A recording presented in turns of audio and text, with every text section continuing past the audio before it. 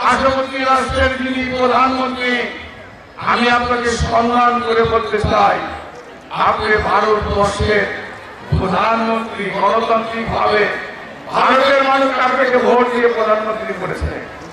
আপনাদের কাছে আমাদের বাংলাদেশের মানুষের আহ্বান, বাংলাদেশের মানুষের অনুরোধ, আপনাদের যদি শেখ হাসিনা খুব পছন্দ হয়, শেখ হাসিনাকে পশ্চিমবঙ্গের মুখ্যমন্ত্রী বানাবে দেখেন শেখ হাসিনা কিভাবে ভোট চুরি করে, কিভাবে মেকানিজম করে,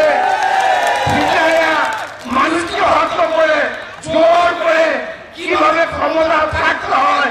শেখ হাসিনার বিকল্প আর কেউ নাই পৃথিবীতে।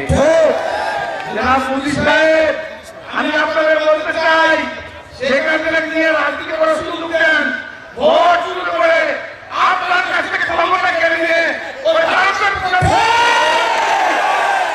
শেখ হাসিনা জানে, এই একমাত্র নেত্রী জানে ভোট কিভাবে চুরি করতে হয়, আর কিভাবে মানুষকে ফোন করতে হয়, কিভাবে মানুষকে গুম করতে হয়, আর কিভাবে দিনের ভোট রাতের বেলা সিল মেরে কিভাবে ক্ষমতা থাকা যায়, তা এই মাত্র শেখ হাসিনা জানে।